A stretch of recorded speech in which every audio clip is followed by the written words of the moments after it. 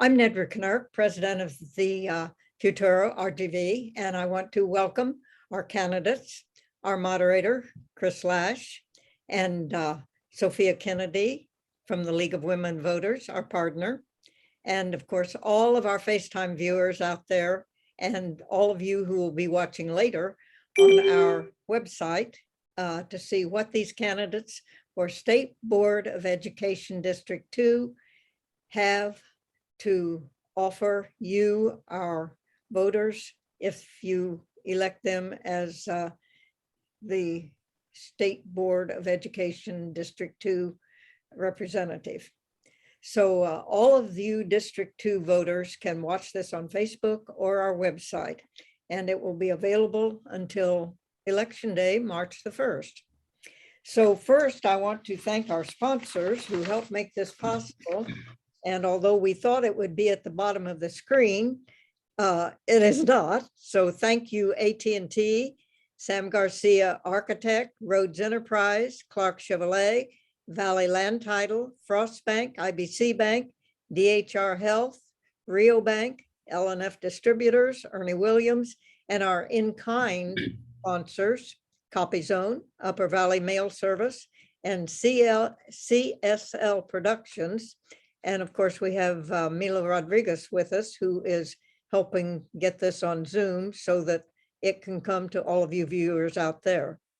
Also want to thank Stephen Wingert and Ryan Henry and Gilbert Ramirez of AIM Media. AIM Media jointly owns the McAllen Monitor and the Brownsville Herald, because they've allowed us to use their technical facilities and expertise, which has helped tremendously. So at this time, I would like to introduce Sophia Kennedy, our partner in League of Women Voters, because League of Women Voters has some very, very helpful information on candidates all over. So Sophia, can you tell us about Vote 411? Yes, good evening, everybody, and thank you, Nedra. Thank you, everybody else in Futuro RGV. My name is Sophia Kennedy, and I represent the Rio Grande Valley League of Women Voters, as well as the Texas Voter Turnout Coalition. And today we are promoting Vote.411, which will compile a voter's guide for the people of the Rio Grande Valley, as well as the people of the whole state of Texas. And in this voter's guide, we will represent the candidates' responses to the different issues that we're going to be holding questions on today. So I'd like to once again invite everybody to 411.org for candidate information. And thank you, Nedra and Futuro RGV, for hosting these very invaluable services for the community. Thank you, everybody. Good luck. Okay, and I think at this point, we are ready to get into the real meat of this program and find out what our candidates have to offer us. So Chris, I think you are, oh, and I do want to tell you, Chris is a teacher, and I wasn't supposed to say that she was an educator of 50 years. She said it wasn't quite that long, 50. But she's a long-term educator in the McAllen ISD schools. I've known her for some time and respect what she has done with students and for students. And now she is a freelance writer and an education blogger, right, Chris? Yes, ma'am. Right, Chris, you are on. Take it. Thank you so much, Nedra. And I want to echo the sentiments of Sophia to thank the whole team at Futuro RGV for all of the informative forums you're having. I have been watching them because I am very set on being an informed voter. So thank you so much. And especially because you're doing the State Board of Education, not just because I'm a teacher, I'm a former teacher, but because I am a person who loves my community and the young people in our community and want the best for their future, that I know how important the role of the State Board of Education is. So we actually have 5 candidates in this race. on the Democratic primary. We'll talk about the Republican primary later, but in the Democratic primary, there are 5 candidates. They are Wayne Rash, I hope I'm saying his name correctly, and Pete Garcia. Those two are not with us this evening. Victor Pettis, who's the third one, he also is not with us, but he has sent a statement that Nedra will be reading shortly. And then we have Thomas Garcia and Michael Vargas, who are with us tonight, and you're going to get to hear a lot from them about their background, their ideas, and the role they feel they will play, or the role they plan to play when they're elected State Board of Education, to the State Board of Education. So Nedra, did you want to read that statement now, or you're muted?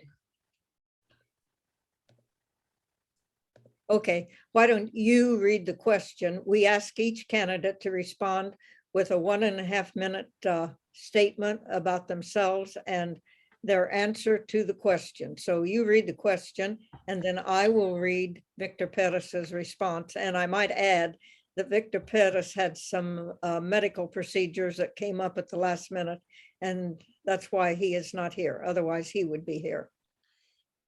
Thank you, Nedra. I also wanted to share with the audience that we are going in the order that the candidates will appear on the ballot.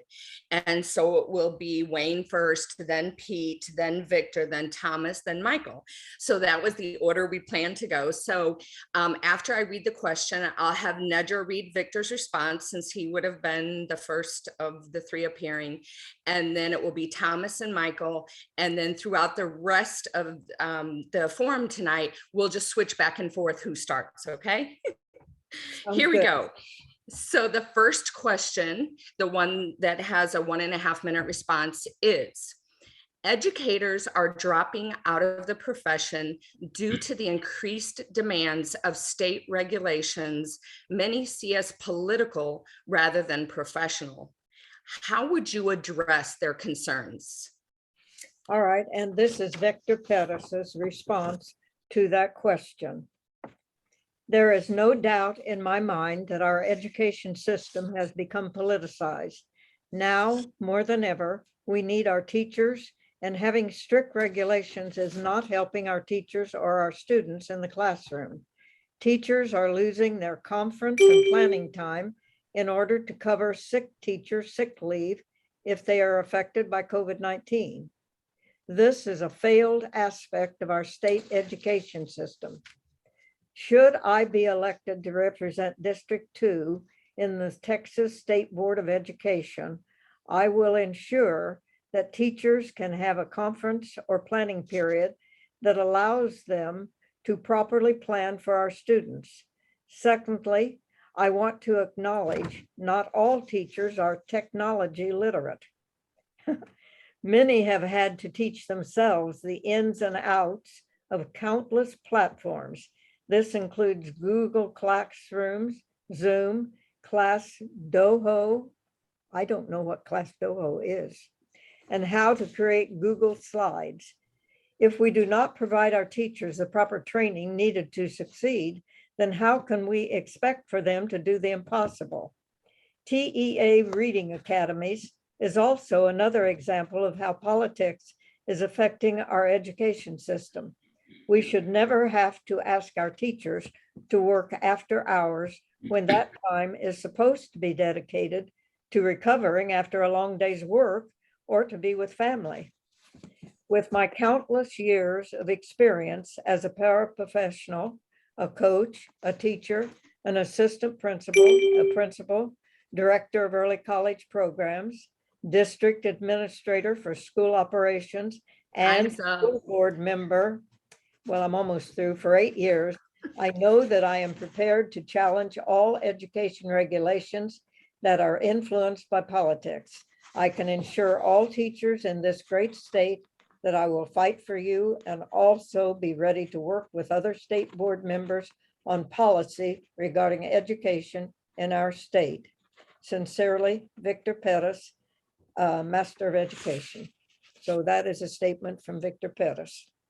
Thank you. And thank you to Victor. We hope you recover quickly and perfectly.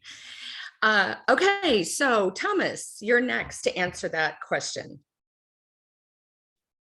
Thank you, Futuro RGV, for hosting this forum and having us on. My name's Thomas Garcia. I'm a Democrat running for the State Board of Education District 2. I am the only candidate who has been in the classroom throughout the COVID-19 pandemic. I've seen these issues firsthand. This is not a normal academic year. Teachers want to teach, but they don't want to teach to the STAR test. And unfortunately, the pandemic has become so politicized that wearing masks, getting vaccines has become a Democrat and Republican issue, and it shouldn't be that way. This is not a normal academic year, and this is not a normal world. We need new leadership to say loudly at the State Board of Education, this is the year to cancel the STAR test. This is the year to invest money into mental health resources that help our students and educators alike. This is the year to finally reopen our schools safely, but with extensive input from our frontline workers. 2 years ago, we were calling teachers and school employees heroes. Today, we're taking them for granted and politicizing the work they do in and out of the classroom. On the State Board of Education, I will advocate loudly for the nearly 2 million people in our district, from Hidalgo County to Matagorda County, be on the ground to listen to the local issues, whether it's the reading academies, the digital divide, lack of mental health resources. We need to see what's happening in every school district, every school. And I'm the only candidate who has been doing that over the past several years as an educator. I want to take my experience filling in the gaps on the State Board of Education to the statewide level so I can start closing the gaps. Thank you very much. Michael. Hi, good evening, everybody. Thank you, Futuro RGV. Thank you, Nidra, and thank you, Chris, and thank you, Thomas, for participating in this forum. I first want to say that it definitely has not been a year where we have exposed teachers to the actual phenomenon of education. I think one thing we need to keep in mind is, you know, these individuals are actual human beings and they wear different hats during their educational tenure. So I want to make sure that we prioritize their mental health and ensure that they have the full resources and capabilities necessary to fulfill. Now, one thing I want to say is my campaign is a three-pronged approach. Mental health is an important part of my platform because I believe that educators are the most important resources because they're the closest to our children. And pandemic recovery, I know, you know, Thomas mentioned what we should do and how we should do it. And I thank him for actually being in the trenches and actually doing the work during this pandemic recovery. And I want to make sure that we are providing the appropriate resources necessary to ensure that teachers like Thomas are being successful and we're not setting them up for failure. And the last thing is a more philosophical point. It's an inclusive education. I've always said throughout my campaign that education is the civil rights issue of our time. And it has not been politicized since Brown v. Board of Education. I want to ensure that we're putting history back in the history textbooks. And I want to end my opening statement by saying I am the only candidate that has actual policy experience in Austin. I was elected to the Legislative Advisory Committee for the Texas Board of Education, Texas Association of School Boards, as well as policy-driven work with the Mexican American School Boards Association. So thank you again. Futuro RGV and Nidra. Thank you. So this one will be Michael going first and followed by Thomas. Both of you guys will answer the same question each time. So the second question is, what are your qualifications to serve on the State Board of Education? So for my educational tenure began in 2009 when I was a Teach for America Corps member in St. Louis, Missouri. And I think even though I was in a different educational system, I think it's important to understand multiverse and multi-purposed educational systems and compare to the educational system in Texas. So the experience that I grew in Missouri, in St. Louis, I was able to bring back home. So when I came back home in 2015, I ran for the school board for the San Benito Consolidated Independent School District. And so I was on the school board for 6 years, of which I was 3 years as board president. I was elected as the youngest board president ever in San Benito's history. So I was proud to serve the community that cultivated my talents and my educational needs.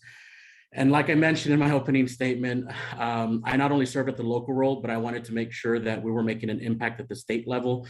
So the Legislative Advisory Committee is a grassroots-oriented advocacy group, which elected me to the Legislative Advisory Committee, to TASB, which is the Texas Association of School Boards. So I think a combination of my statewide experience serving in those roles, as well as the grassroots-oriented experience at the San Benito level and at the regional level, fully gives me the opportunity to really attack the needs that are necessary during this pandemic recovery.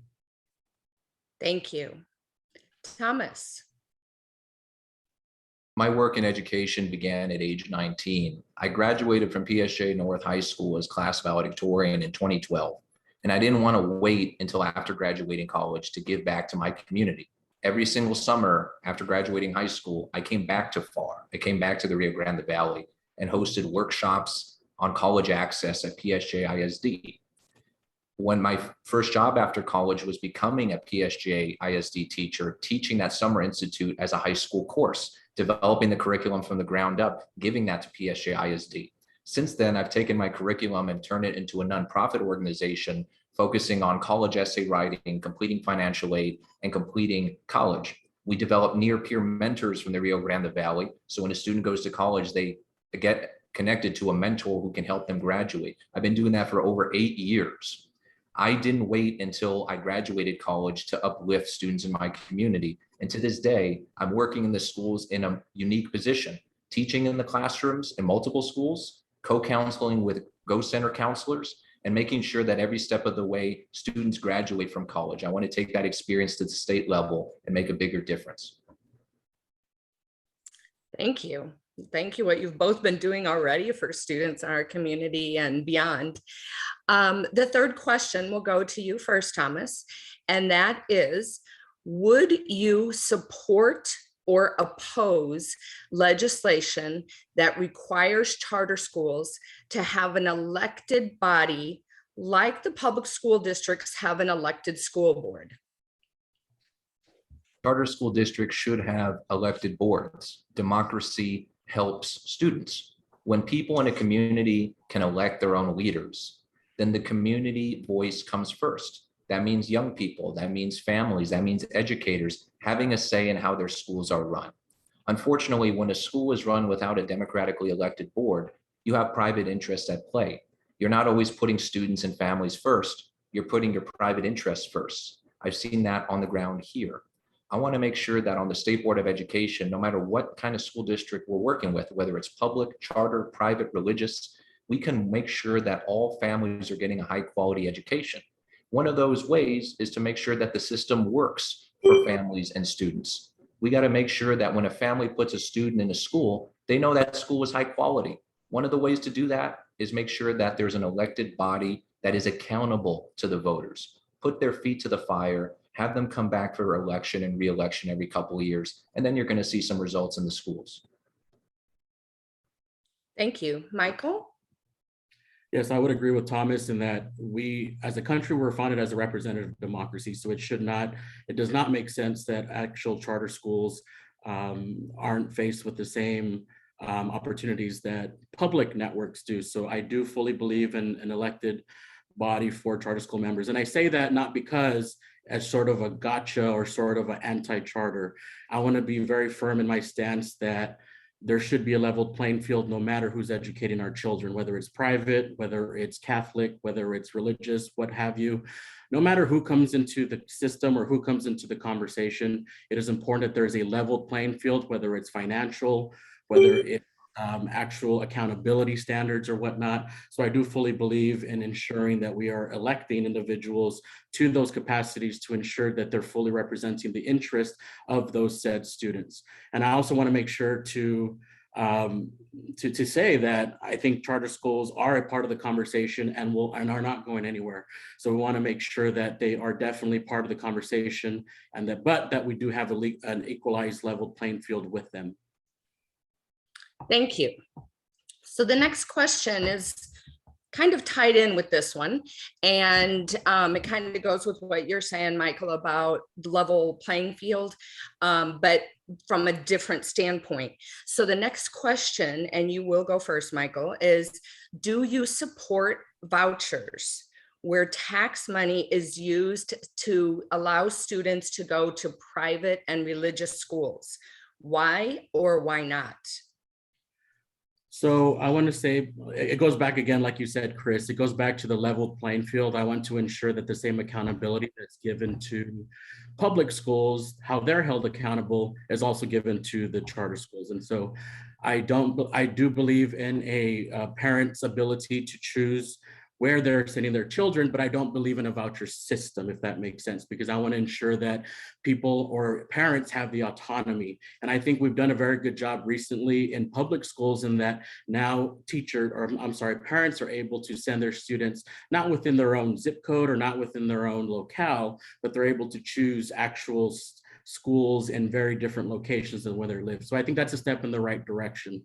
Now, I want to say with regards to vouchers, I think that it goes back to the legislature, and it goes back to the legislature and a conversation with Texas Board of Education. I want to ensure with my policy experience that while I sit on the State Board of Education, that we're having those policy-driven conversations about how funding is being allocated to public schools and to charter schools. And I think that's the very important point about this, because it's not about vouchers or not vouchers. It's about how public funding for educational institutions is derived. And I think that there's a problem there. Okay, Thomas? I do not support vouchers. I have firsthand experience with this as well. My mother placed me in a religious private school from K through 6th grade. She did that because she believed it was going to be a good school because it was religious. It turns out that school was unaccredited. It turns out the metrics we were given for what a good school was were totally different because I come from a low-income background.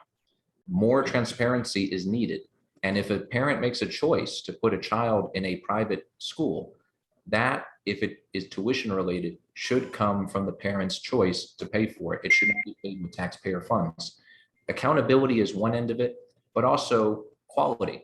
How can we make sure that we're holding schools accountable to high quality instruction, that all the teachers are credentialed, all the schools are accredited that are receiving either tax breaks or taxpayer money?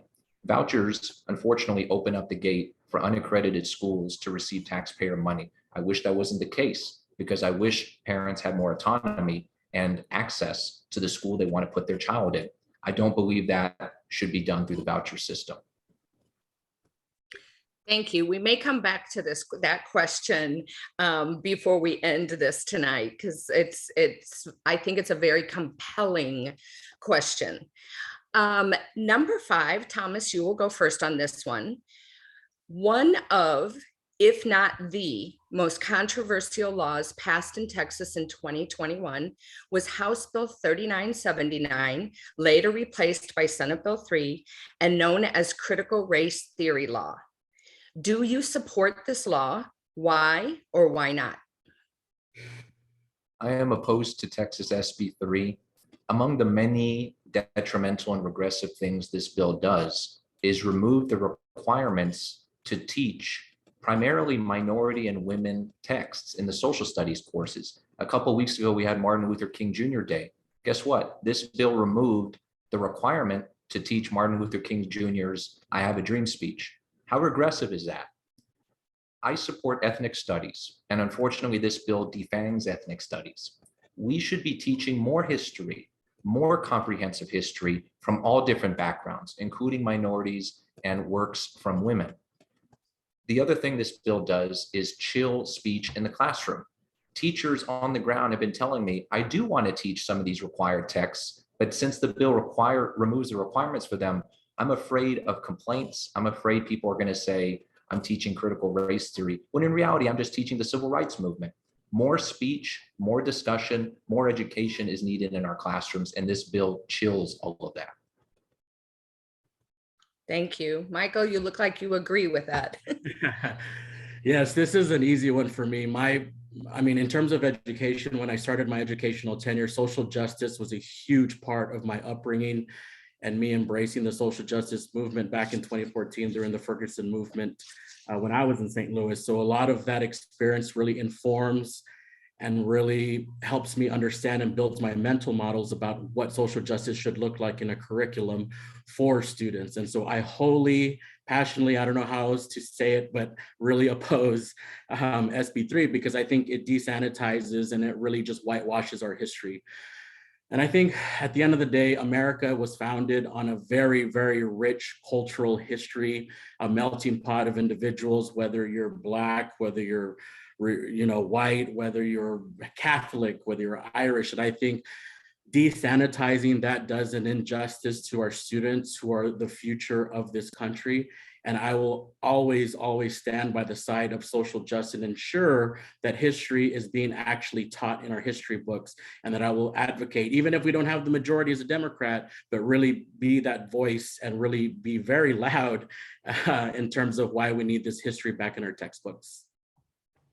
Thank you. Okay, switching gears here to special education. And I want you guys to bear with me because this question is the most lengthy of the questions. So bear with me, and then the question will come at the end.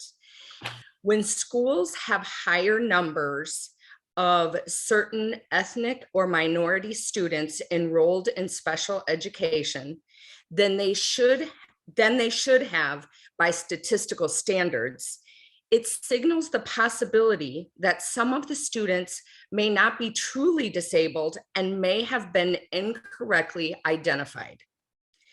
In Texas, Hispanic students are frequently over-identified as students with an ID, an intellectual disability, previously known as mental retardation or learning disability. And Asian students are disproportionately identified as students with autism. How would you address the issue of disproportionately identifying minority students as students with disabilities? Michael. Yeah, so I also think this is a very important question because I think at the end of the day, if we are misidentifying students, that literally sets their life trajectory to a very different part of where we want it to be. So I want to ensure that we're shifting resources. And what I mean by that is ensuring that we have the right personnel on the ground available to really diagnose and re-diagnose these individuals. And I think what I've seen as a teacher, and even when I worked here in Texas in the educational system, is there's not a lot of autonomy with parents. And what I mean by that is when we invite conversations, whether it's 504 meetings or whether it's IEP meetings or whatnot, a lot of parents' voices are missing. And you find that a lot, just like you said, Chris, with a lot of high ethnic populations. And so I want to ensure that parents' autonomy are brought back to the conversation. And I think just generally speaking, aside from even this very specific issue, parents' autonomy really needs to be brought back into education to ensure that we really understand the phenomenon of parenting and really make sure that the parenting aspect is also part of the diagnosis of these children. Thank you. Taking notes here. Thomas, same question.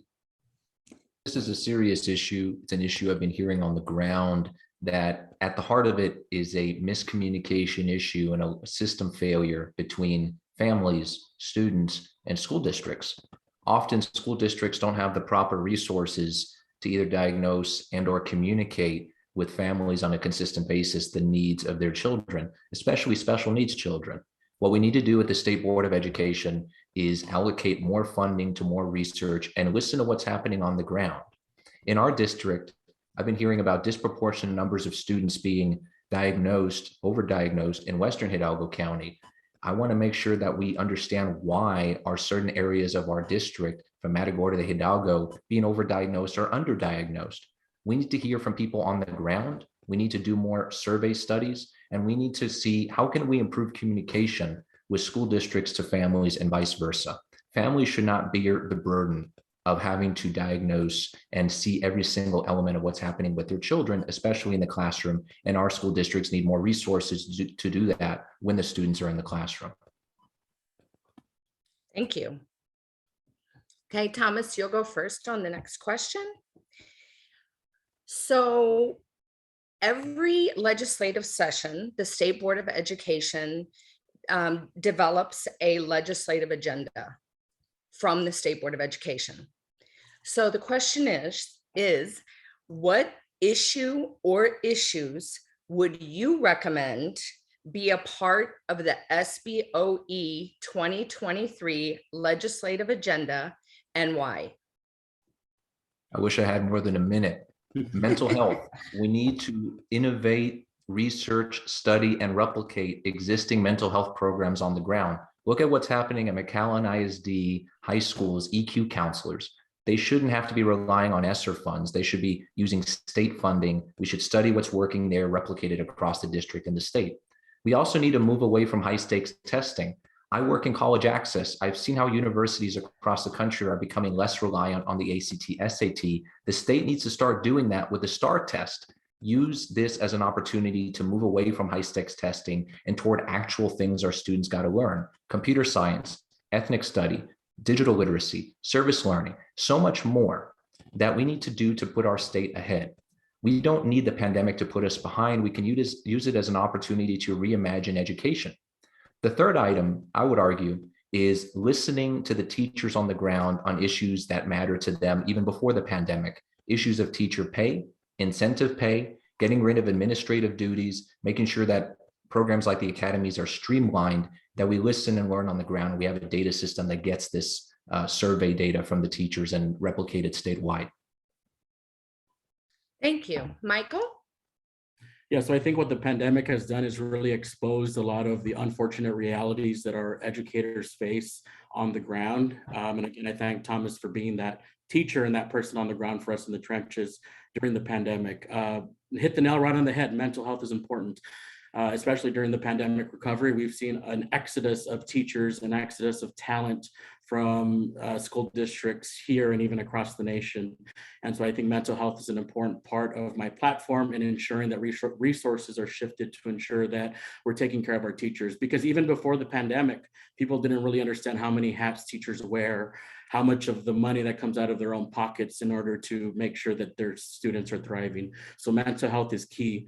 Second is pandemic recovery. We are in once in a century pandemic. So I want to make sure that we ensure that appropriate resources other than ESSER funds are really shifted to ensure that we're preparing our teachers, we're taking care of our students, and that we're really supporting our administrators. And the last thing, like I said before in your previous question, I'm very, very, very passionate about social justice. So I want to make sure that there's inclusive education in our curriculum and to ensure that the state and Austin understands that that is an important part of our history. Thank you. You guys were really prepared for that. It seems like it was by design that the next question is very closely tied to this. And Michael, you will go first. This is the question. According to an opinion piece written by economist Ray Perryman in 2021, Texas ranks 41st nationally in spending per student. What are your suggestions for increasing funding for public education? So actually, I forgot which questionnaire I filled out, but it was about the $9 billion that it was infused in the 86th legislative session. And at the time, everybody was touting Greg Abbott. Everybody was patting themselves on the back that, oh, we got $9 billion in funding for public education. But little do people know that that $9 billion had not been the case in the last decade. So it was money owed to public education at the time. So that's a really important point because it really shifts our mindsets in terms of where the funding should come from, and whether that's property tax, whether that's, shifting sales tax or some kind of conversation. But I think first and foremost, we have a conversation about where monies should be shifted. And I think taking a look at the Robin Hood plan is important, although I believe in equity in terms of ensuring that property poor districts are really getting the resources they need. But looking at something like Robin Hood plan and not totally scrapping it, but redoing a model that really ensures that property rich districts are not being really fully underfunded because of the property poor districts. So I think an amalgam of Robin Hood plan and what the type of system that we have under that and reevaluating that is going to be very important. Thank you. Thomas. The reality is our state is massively underfunding K through 12 education. What we can do in the short term is target specific audiences, increase the weights on the compensatory education allotment. So school districts that enroll more special needs students, for example, more low-income students, are given more per pupil revenue.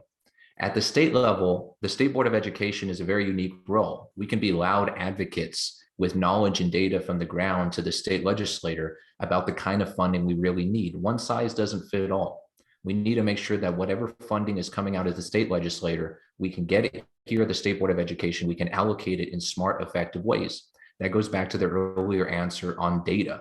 There needs to be an active state board member on the ground assessing, collecting data to make sure that we're funding the right programs and that there's testing to make sure that these programs we're funding are effective, making sure that whatever we're putting money toward is checked and it's effective and implemented well. Thank you. Okay, Thomas, you're first on this one.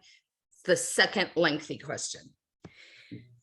State Representative Matt Krause has called on public school libraries to remove any books that might generate, quote, discomfort, guilt, anguish, or any other form of psychological distress because of race or sex, end quote.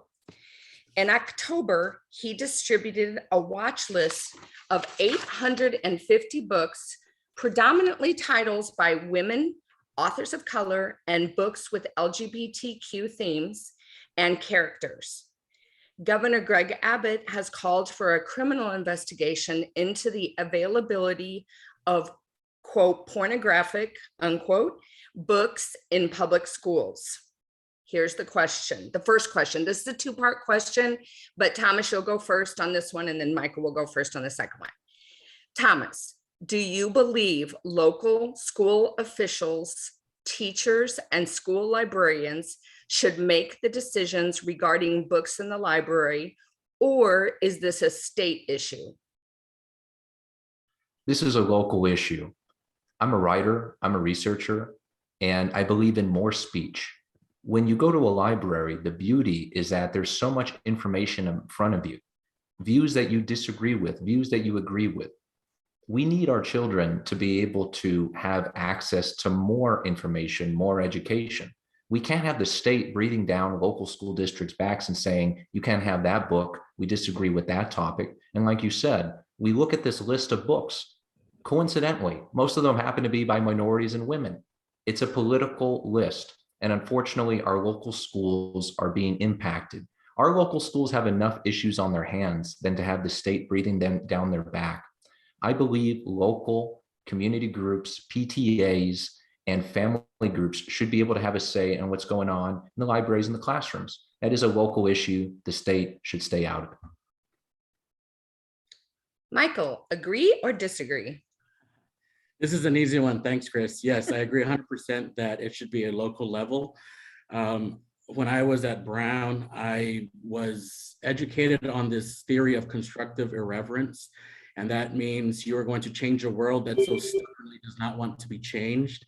And so I feel that by the state of Texas really removing books that cause some sort of cognitive dissonance or discomfort, I think is a huge injustice to our students that are about to enter a very global workplace, a very global environment.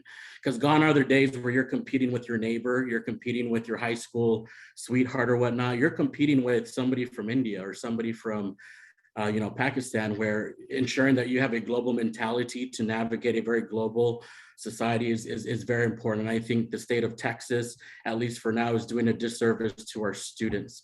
And so I feel that at the very local level, those need to be decided in terms of what we're teaching our students and what's the best, because why is a person in Austin, Representative Krause, who's probably never visited District 2, is making decisions about what our kids want to read? Thank you. Okay, staying on the same topic. Michael, you're going to go first on this one. What, if any, role should the SBOE play in removing books from school libraries? So I think remove is a strong word. I think the State Board of Education should serve as some sort of filter, not an absolute authority in terms of what is being taught or what students are looking at. because I think at the end of the day, there should be some sort of autonomous structure that really regulates textbooks, not for purposes of authoritarian purposes, but I think for purposes of ensuring that there are still levels of scrutiny and levels of autonomy that our local control has. Because at the end of the day, you have our State Board of Education members who do represent and are democratically elected by their respective districts. So I want to make sure that we still don't lose that voice and those voices aren't lost through those school board of education members. And so I want to ensure that, yes, there is some sort of conversation and autonomy that is had in Austin by each of the State Board of Education members. Thomas. I agree with the use of the word filter. We implement guidelines. I think that is the best that we can do on this topic, because I do believe in local control of education, especially given how big our district is. What works in Hidalgo County might not work in Matagorda County. What works in McAllen ISD might not work next door in PSG ISD. The reality is that State Board of Education can be the system that collects data, sends out information, and provides research-based guidelines on why certain texts might be more pedagogically sound than others. But those are guidelines, and they should not be strict enforcements. I hope that we can redefine what this role is at the State Board of Education. What I've seen on the ground is that educators, administrators know that this position exists, but haven't quite seen direct results in terms of showing up and making sure that the State Board of Education is an active force in their lives. They can see the difference this position makes in their school districts. We got to start doing that. This is one of the ways we can start doing that, by being more active in our local schools. Great, thank you. Next question, Thomas, you're going to go first on this one. It's another one that has caused quite a bit of controversy since the pandemic began. Who do you think should set the policies for mask and vaccine mandates for students and staff in Texas public schools? I believe there should be basic state guidelines that should not override the decisions of local school districts. In 2020, when school districts were trying to implement enforcement mechanisms that made sense for the COVID-19 numbers in their county, unfortunately, we had a lot of state bureaucrats getting in the way. I saw this firsthand at schools, and I saw it, unfortunately, in our local businesses. And we know the COVID-19 pandemic doesn't stay located in one place. So the regulations going on at the businesses impact what's going on at the schools, vice versa. Businesses, schools, any entity that gathers people should know best about how to implement COVID-19 restrictions and guidelines like masks, vaccine requirements. I do believe we're moving in this direction, that the COVID-19 vaccine will and should be added to the required list of vaccines that could be exempted by religious or medical reasons, just like polio, just like tetanus. We should be moving in that direction so we can keep our students, staff, and families and communities safe. Michael. I agree 100% with Thomas. I think it comes down to one word: science. Although I'm not a scientist, or none of us are scientists, at least I don't think, I think if we leave it up to the scientists and ensure that they're making the right decisions for our students is important, i.e. CDC guidelines, our health authorities at the local, county level, et cetera. So I think, yes, decisions should be made at the local level. And I think it's unfortunate that this pandemic has been, stymied by politics. It's unfortunate that Governor Abbott is running for re-election, and so are a lot of other statewide officials, which are using this Trump-like kind of anti-science, anti-vaccine, anti-mandates to ensure that they're really getting their individuals out to vote. And I think that's unfortunate, because at the end of the day, our constituents in District 2 don't deserve, what we're experiencing here in the state of Texas. And so I'm all for local control and ensuring that those closest to our students, whether it's educators, whether it's our administrators, that they're making the appropriate decisions based on very science-based and science fact-based decisions. Thank you. Okay, next question. Michael, you'll go first on this one. We're back to charter schools. A state law passed in 2015 requires that public entities report all contracts that must be approved by a governing board or that are worth more than $1 million. However, the Texas Attorney General ruled that a charter school, unlike a traditional public school, is not a public entity and therefore does not have to report such contracts. Would you support or oppose legislation that would include charter schools in the definition of public entity? Why or why not? Look, at the end of the day, as I mentioned before in our conversation about charter schools, is it's about an equal playing field. And when I worked in Missouri, I saw very bad charter schools who were literally killing kids. I saw good charter schools. And same thing exists here in the state of Texas. There are bad charter schools and there are good charter schools. And I want to ensure, though, that in order to approach this in a very fair manner, that as a State Board of Education member, that we're really leveling this playing field. And I think more conversations have been had, at least with the state representatives that I've been in discussions with, is that things need to be fair. Gone are the days where, you know, you have private jets that are only for a certain few rather than others. And so I want to ensure that that's the case moving forward. And so to answer your question, Chris, I think it's important to understand that, yes, I would include legislation. I would support legislation that includes charter schools, because it's, again, I'm not saying this as a gotcha to charter schools, that charter schools are the evil, you know, whatever. It's just about equalizing the playing field and ensuring that whoever's educating our students are playing by the same rules. Thomas. Yes, I would support this legislation. More transparency, more accountability leads to higher education outcomes because families and students will know more info. More info leads to more light being shown on the issues we need to address. The issues of contracts, vendors should be disclosed no matter the amount. And not only that, disclosure is one thing, but we need to make sure this information is put in accessible ways for parents and families to receive. When I was a student, young child, my mother didn't have easy access to this information, even though it was out there via public records request or somewhere hidden on a very, very old website. That's unacceptable. More information is good for families, and it's going to lead to higher education outcomes for all students. I will support this legislation and fight for it, and more transparency on the State Board of Education. Okay, I'm going to do a follow-up on that one, and it will go to you, Thomas, first, and then to Michael. So what are your suggestions as far as where that information should be available for those who don't have, you know, the same access? What are your ideas for where they should how they should be able to get it?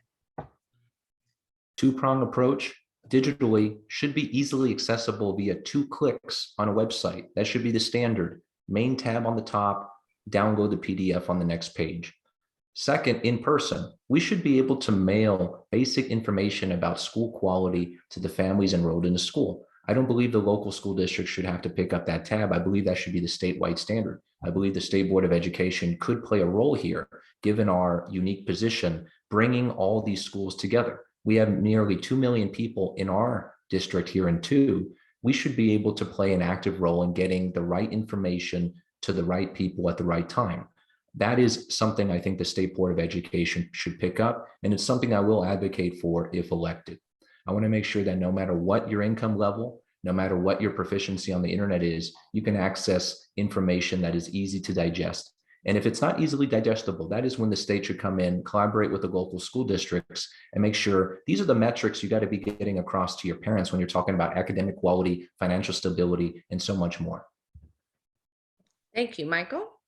Yeah, so we live in a 21st century society. So of course, technology is going to be very important in ensuring that we're disseminating information to our constituents, not only in District 2, but statewide.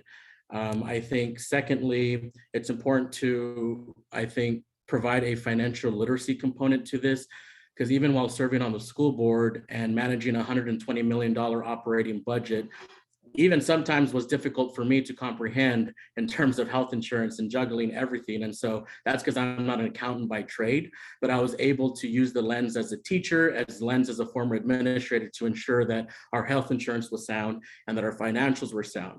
But moving beyond that, though, I'm an educated individual who was sitting on a school board. I can imagine those individuals who don't really have the fortunate realities of being educated in some of our, publicly, or some of our great public institutions. But I want to ensure that those individuals, though, understand the nuances of financial literacy and just finances in general. And I think that's important because it creates level playing field between the haves and the have-nots, if I want to put it into very blunt terms. So I want to ensure that that's the case for everybody across the state of Texas, not only in District 2.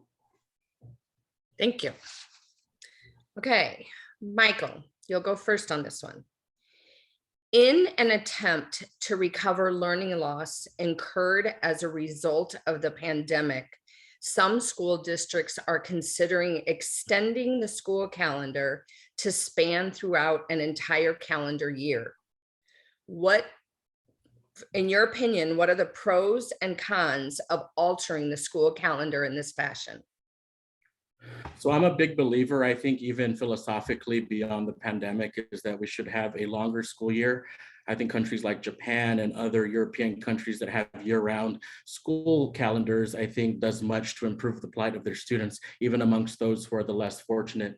I think with respect specifically to the pandemic and what educators or educational systems are having to do, I'm a very firm believer not only in altering the school calendar, but I think even being innovative, and it's a huge part of my platform because school districts in our counties are already doing it, is bringing back academies that are able to catch up students to where the learning was lost during the pandemic. And I think that's a huge part of what we want to do. And like I mentioned in my opening statement, one of the three-pronged platforms that I have is pandemic recovery. And one of that is ensuring that there are academies and that the State Board of Education advocates for these types of academies that ensure that learning loss is not a reality for a lot of our students in District 2. Thank you, Thomas. On paper, and more instructional days works, but we need to make sure that the implementation of more instructional days matters. It's not about quantity, it's about quality. So what is happening if we extend the school year into June, for example? Is there a summer component? Is there curriculum? Is there funding? And are the teachers and school employees being adequately funded and paid in order to work even more? The reality is we have a teacher burnout problem. Are we adequately equipping them, both financially, mentally, and thirdly, pedagogically, in order to really recover our students? The reality is we need to put students first, but that shouldn't come at the expense of putting even more administrative work on educators. If we are going to do something like expand the academic year, we need to have a serious conversation with the people on the ground, the people who are going to be doing the work. And we got to make sure that as someone who used to run summer institutes, our summer enrichment actually remains enriching. It's not just extra school days, it's increasing the quality of instruction, diversifying the quality of instruction, making sure that any types of expanding the school year works for everybody, not just a select few. Thank you. Okay, Thomas, you'll go first on this one. So we've already discussed, within several topics here, we have discussed the idea of mental health for both students and the educators. And when I say educators, I'm also talking about our bus drivers, secretaries, school nurses, everyone. And so here's the question. This one is really about students though, but feel free to expand this to discuss the employees. Texas counseling clinics and hospitals show large increases in students seeking help for anxiety, depression, and thoughts of suicide. According to this report, students are wrestling with their loss of freedom, fears of contracting COVID-19, and grief over loved ones who died from the virus. And the state needs to step up its efforts to help them. This is from Texas Tribune in 2022. How can schools best help students with these social and emotional needs? And again, feel free to address employees as well. I'll give a two-pronged answer. One is having trained professionals on campus. Earlier, I mentioned McAllen ISD. It's a model district when it comes to EQ mental health counseling at the high schools. There is a high school mental health counselor available for the students. We need to study this. We need to certify even more counselors and expand it to middle schools using state funding. They should not have to wait to run out of ESSER funding. We should also be talking openly about mental health in the classroom, not just in science and health. That is a start, but we need to understand that mental health affects every facet of our instructional day. So we should be talking openly about how we're feeling in English class. We should be taking moments of stillness in math class, especially now during the COVID-19 pandemic, having instructors built in checking in time in between periods and during class. Students need to make sure that they're seen and heard. One way is to have the proper resources and certified professionals on campus. The other way is during the school day, during instructional period, we can learn about mental health and how to best increase our mental health standards. Thank you, Michael. I will say this first and foremost, when we talk about mental health, it should not be viewed as a stigma. And I think that's the biggest thing that even our students face today, and even sometimes adults face as well. So I want to make sure that we're on the State Board of Education, that there's an effort to destigmatize mental health when we're talking about anxiety, depression, et cetera.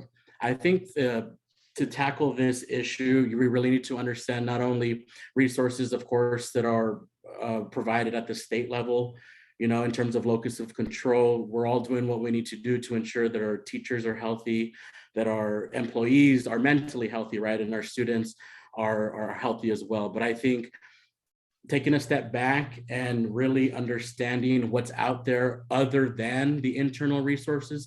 And so what I mean by that is I was successful as a teacher in Missouri, and I was a successful administrator because I had wraparound services that were able to come in and really understand the plight of our community. And so I think utilizing wraparound services, forming partnerships with external partners, I think is huge and is not part of the conversation usually, because we talk about finite resources that exist at the state level, but little do we understand how wraparound services can come in and really assist and really tackle the issue of mental health for our employees and our students. Thank you. I'm going to extend to this question. So Thomas, I'm still going to go to you. We're still on the same question. So I'm going to go to you first and then to Michael, if that's okay with both you guys. So Michael brings up the idea of wraparound services. What would you see in talking to the teachers? Both of you have obviously met along the campaign trail from different sites throughout your district. What do you see as the most critical wraparound services needed by staff in our schools? I have seen terrible stories of casual talks about suicide, about anxiety, social media bullying, harassment because students are different, whether they're special needs or LGBTQ. So we need massive resources when it comes to making sure that students feel seen and heard. It's too simple to say it's isolation. It's too simple to say it's bullying. It's, at this point in the pandemic, a combination of so many different factors. This is why trained staff are so important. So I do agree with Michael that if in the local area, we can partner with wraparound services, whether it's local health service providers, whether it's local clinics, whether it's local professionals who can come in and help our trained professionals on campus reach the students where they are during the instructional day, then that is something we need to do. We need to make sure that everyone is well equipped. And if that takes internal staff or external staff, the State Board of Education should be studying that and they should be funding that. Michael. Yeah, so I think that's an important question because I think it's two-pronged. I think it's professional and personal is the way I view it. If I'm thinking personal with respect to our employees, obviously that's going to be the mental health aspect. But beyond that, in a very pragmatic sense, what I've seen and what I've heard is, especially during the recovery, is what's going to happen to their own kids, right? Because we're talking about kids that they're educating, that they have in their classrooms. Well, what about their biological kids? And how is a district, how is a state going to ensure that our educators are really properly resourced with respect to how they're taking care of their own kids? And I think that's an important conversation, because it really dives deep into the mental health aspect of this. If they can't take care of their kids at home, how do we expect them to take care of our kids in the classroom? And so that's, I think, an important aspect of that. And so mental health just generally, I think, is hugely important. And yes, wraparound services will do much to ensure that we are properly taking care of educators, not only on a personal level, but to ensure that they're able to go to school every single day, equipped with the mental models necessary to educate our students properly. Thank you. Okay, Michael, you're going to go first on this. This week is News Literacy Week. Teachers are encouraged to teach students how to identify satire and false, imposter, manipulated, and fabricated content. Many believe that this is an identification skill students really need because there is too much false information in the media. Question: should students be taught to identify misinformation and fake images? Why or why not? So this actually hits really core to my heart as a social studies teacher, because I used to love to teach satire and political cartoons in my classroom, because I think what that did is really reveal a sort of reveal the part of education that is really missing, and that's just understanding satire, right? And I think that does much to really educate our students. But to answer your question, Chris, very directly, is yes, I think because we're in a very political environment, and just like I mentioned before, education has been highly politicized. And so I feel that students need to be equipped mentally with how to understand and navigate, especially this generation, which is very technologically driven. And I've said, we live in a 21st century society and we're not going away from it. So we want to equip our students and ensure that they fully understand the nuances of what they're looking at and what they're reading, because that's really going to really impact the way they move forward and their life trajectory. So I think that's a hugely important part of the educational process for our students, at least as a former social studies teacher. Thank you. Thomas. Yes, I am a huge proponent of this. On all levels, it shouldn't just be restricted to reading articles. I have been a huge proponent of digital literacy throughout this campaign. The reality is our young people are on social media, on the internet, and it's becoming even harder to discern reality from fiction, much less facts from satire. That's level one. Level two is, how can we implement curriculum standards that allow students to discern fake news from real information on a real setting, whether it's a social media feed, whether it's a Google search. You can teach these things in an English classroom. In statistics and math, you should be able to learn misleading statistics and how they can be used practically against you in order to make you buy something or enroll in something. Social studies, Michael gave up great examples. We should also be talking about how hot button topics are taught in certain ways on the internet, misleading key terms, and how to see through them as critical thinkers. You can do this in the science courses too, with a lot of misleading information out there. When you do a Google search, how do you discern a reputable website from a real one, especially on real world topics like climate change? Thank you. Okay, Thomas, you're going to go first on this one.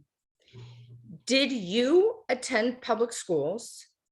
And if you have children, do they or did they, you guys are both too young for did they, attend public schools? Why or why not?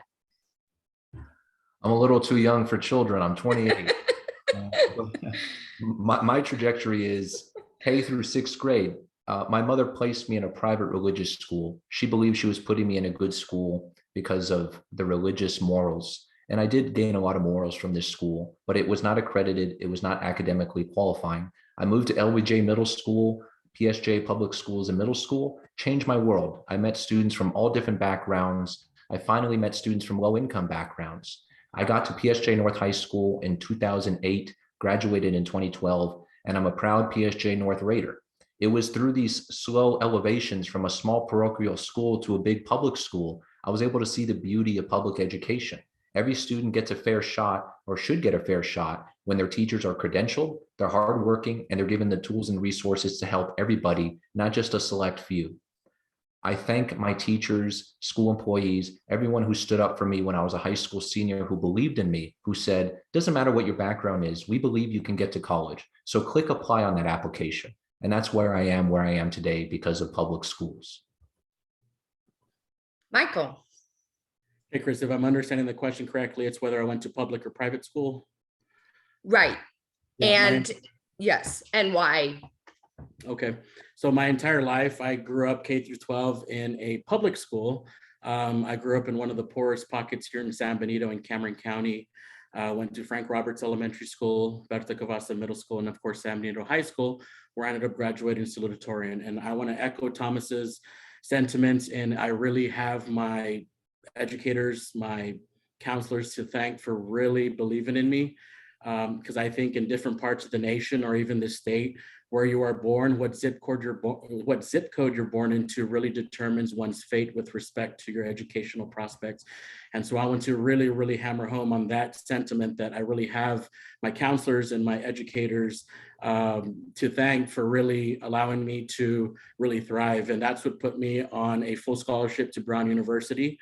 And I think it is there where I learned a lot of how education does really play a great equalizer in our society. And so I take that very seriously because it really puts families' trajectories on very different pathways. And so I want to ensure that the same opportunities that were afforded to me and to Thomas that are afforded to other individuals that are born into the same situations that I am. Okay, Michael. In looking over the responsibilities of the State Board of Education, what do you consider as the body's most important role, and why? Well, I think that question answers itself. And I'm a political scientist by trade, I guess. And so I look at society through a very political lens. And Texas has not been shy in terms of making the headlines of national newspapers with respect to the curriculum and its textbooks. And so I think that one of the most important things that the State Board of Education does is approve curriculum, because just like Thomas mentioned earlier, it really chills the environment in which our students are being educated. And so as a firm believer in social justice and ensuring that our students are really receiving a well-equipped education, especially as it relates to race, as it relates to our very, not unfortunate, but our very challenging history as the United States, I want to ensure that we really are making decisions that are in the best interest of our students. And so I feel that really looking at the curriculum and really ensuring that we're not desanitizing or whitewashing that history is a huge part of why I want to be on the State Board of Education. Thank you. And Thomas. Curriculum development and setting the standards what the teachers teach in the classroom. When we raise the base standards, the standards everywhere go higher. We also need advocates on the State Board of Education that actively develop effective curricula and instructional materials. Look at what's happened with ethnic studies. We've had active State Board of Education members coming in and basically working with education experts, creating Mexican American studies and African American studies from the ground up. That advocacy starts at the State Board of Education level, working with local groups, making sure that local history is being told. That's just one very specific example of the power this position has. I also believe once you create the materials, do the research, that opens up the doors for allocating funding specifically. So when we look at the permanent school fund, it's not enough to say we have all this funding. We need to know where we're putting it. We need to make sure how well it's being implemented, how it's being received on the ground. That is another role that the State Board of Education has that I will be very active in. Thank you, Nedra. Okay, so I knew she was going to say that. So in a second, you guys are going to get to give your closing statement. Before we do that, the teacher in me requires that I say this. As I'm listening to both of you, I want to applaud you because number one, you both have excellent listening skills. You didn't say, can you repeat that? Can you repeat that? Can you repeat that? Which is seriously, that to me is like, wow. And so I applaud you for that. I applaud you for running. I just can't tell you enough how important I think this is, and to see you two put your names in there, and that goes to my third of four things, that you are so informed on the issues. You didn't hesitate because you don't know what you're talking about. You're very well informed, and that is excellent. And lastly, I want to say I appreciate that you both sincerely respected the time. And when Albert showed the time, you might have gone just barely over, but barely. And so the fact that you respect time is excellent. So that's the teacher in me giving you congratulations. So Thomas, I believe you answered last on that last one. I'm going to get lost on this last thing. So Thomas, if you could give your closing statement, and then Michael, you will give yours. Thank you, Futuro RGV, for giving us this opportunity to speak. Thank you, Michael, for participating in this forum with me. In this election, we have a choice. We can choose more of the same. We live in a new world post-March 2020, and that is why I'm in this race. I believe we need a new leader to solve the new problems we face in this new world. I'm not a career politician, I'm an educator. This is my first political campaign. And the only reason I'm running this campaign is for my students. I saw firsthand the impact of the COVID-19 pandemic on my students. And after 8 years of filling in the gaps, whether it's college access, whether it's teaching in the classroom, I am sick and tired of just filling in the gaps. I'm ready to close the gaps. The COVID-19 pandemic has made me open my eyes and made me throw my head in the ring in order to stand up and fight back at the state level, making sure we can fight for our students. And for all my former students and current students watching this, I hope I made you proud. Please believe that politics can work, and stand up and fight for what you believe in. If your teacher can do it, you can do it too. Michael. Okay, yeah, first of all, I want to thank Futuro RGV, Nidra, Chris, thank you for moderating. Albert, thank you for keeping time. And Thomas, thank you for embracing this forum with me. I think it was a very fun one, but I want to start off by saying that I'm the only candidate amongst the 5 that really has that unique experience where I've been in the classroom, I've been in the trenches, I've understood and really faced other educational institutions, i.e. in Missouri, and brought that experience back home to Texas.